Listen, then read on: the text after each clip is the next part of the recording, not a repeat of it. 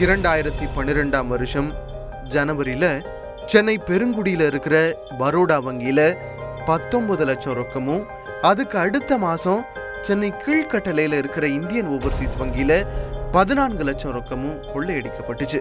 இந்த கொள்ளையில ஈடுபட்டவங்களை பிடிக்கிறதுக்காக 30 பேர் கொண்ட தனிப்படை அமைக்கப்பட்டுச்சு.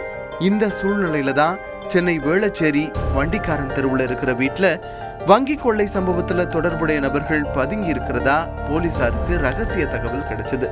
அந்த வீட்டை சுத்தி வளைச்ச போலீசார் கொள்ளையர்களை வெளியே வருமாறு எச்சரிக்கை செஞ்சாங்க. ஆனா அவங்க வெளியே வராம ஜன்னல் வழியா துப்பாக்கி சூடு நடத்தினாங்க. 1 மணி நேரம் நடந்த இந்த துப்பாக்கி சண்டையில கொள்ளையர்கள் 5 பேரும் சுட்டுக் கொல்லப்பட்டாங்க.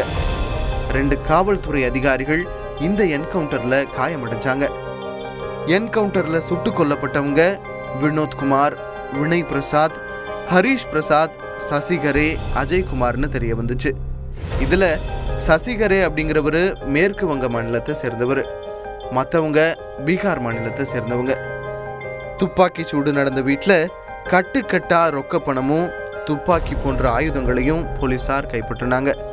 தமிழ்நாட்டில் நடந்த என்கவுண்டர்ல ஒரே நேரத்தில் 5 பேர் சுட்டுக் கொல்லப்பட்டது இதுதான் முதல் தடவை.